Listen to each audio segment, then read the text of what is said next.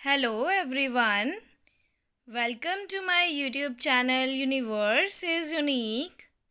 आप सभी का मेरे YouTube चैनल पर बहुत बहुत स्वागत है।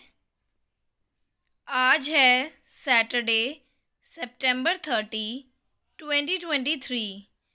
इंग्लिश वोकेबलरी में word of the day is cunning. CUNNING। Cunning का मीनिंग होता है चालाक, धूर्त। क्लेवर इन अ डिसऑनेस्ट और बैड वे, यानी कि कोई पर्सन चालाक है इन अ डिसऑनेस्ट और बैड वे, यानी कि गलत तरीके से।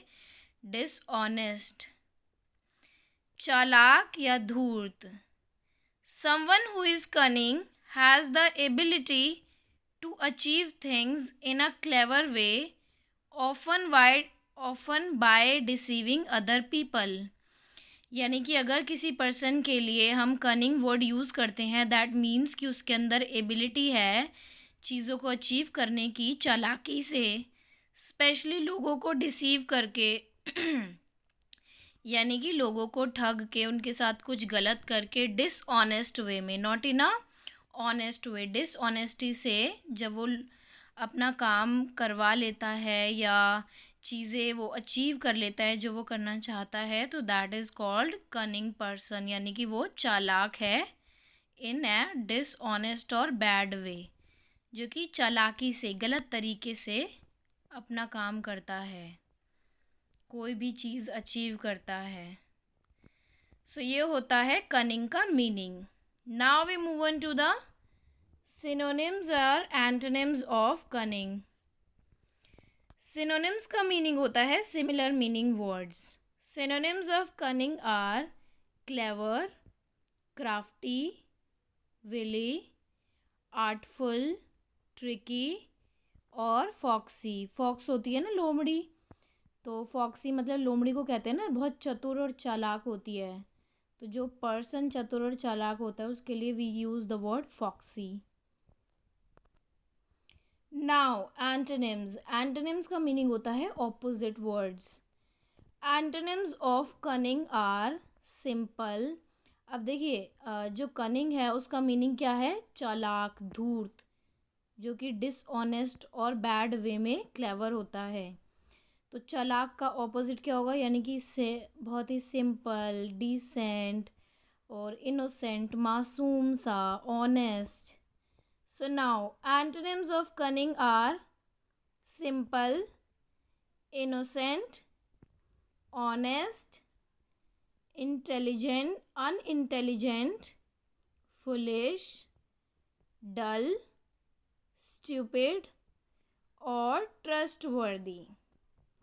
So this is the meaning of cunning, and these are the synonyms and antonyms.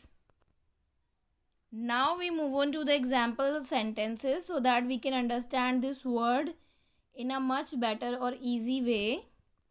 First sentence is they are very cunning and very devious. So इस सेंटेंस का मीनिंग है कि वो काफ़ी चालाक हैं, चतुर है। कनिंग का भी मीनिंग चालाक होता है और डिवियस का मीनिंग भी चालाक होता है, चतुर। Second sentence is he tackled the job with a great deal of imagination, skill and cunning. यानी कि उसने अपनी जॉब को टैकल किया with a great deal of imagination से, अपनी स्किल से, जो भी उसके अंदर स्किल्स थी, और कनिंग से, यानी कि चालाकी से, एक तरीके से क्लेवरनेस के साथ उसने अपनी जॉब को टैकल किया। थर्ड सेंटेंस, देखिए मैं बताना चाहती हूँ, जैसे हम जॉब करते हैं तो बहुत सारी चीज़ें ऐसी होती हैं कि हम इनोसेंट बनकर, जॉब में जो होती हैं, जॉब में पॉलिटिक्स भी होती हैं, लोग आपको नीचा दिखाने की कोशिश करते हैं, तो जॉब करना आसान नहीं होता। जो भी पर्सन जॉब करता है उसको बहुत सारी असेंशियल स्किल्स का होना ज़रूरी है, तभी वो एक ऑफिस के एनवायरनमेंट में सरवाइव कर सकता है, अदरवाइज़ नहीं कर सकता। तो उसके लिए उसे क्लेवर होना चाहिए, स्मार्ट होना चाहिए, how to tackle the situations happen on a job और a work place. That's it. Third sentence is she was cunning enough to fool me, यानी कि वो काफ़ी चालाक है मुझे बुद्धू बनाने में, उसने मुझे बुद्धू बनाया। She was cunning enough to fool me, यानी कि वो काफ़ी चालाक थी मुझे बुद्धू बनाने के लिए, बनाने के लिए। Cunning people are clever at planning something so that they get what they want, especially by tricking other people for a particular purpose। यानी कि कनिंग पीपल, चालाक लोग, चतुर लोग वो होते हैं जो कि बहुत ही चालाक होते हैं, क्लेवर होते हैं कुछ प्लान करने में, ताकि वो चीज़ हासिल कर पाएँ जो वो करना चाहते हैं।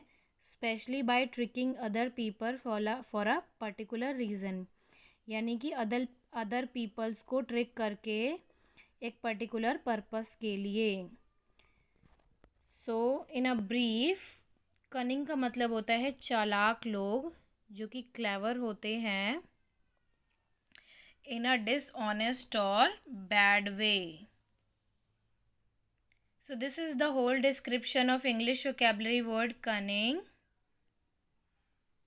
If you are new to my channel then let me tell you, मैं अपने यूट्यूब चैनल पे डेली एक English vocabulary word, meaning, synonyms, antonyms और एग्जाम्पल सेंटेंसेस के साथ डिटेल्ड वीडियो अपलोड करती हूँ at 9 a.m. in the morning. So if you want to learn English vocabulary daily every day, so please subscribe to my YouTube channel Universe is Unique and press the bell icon for the upcoming videos. Thank you so much for watching. See you tomorrow.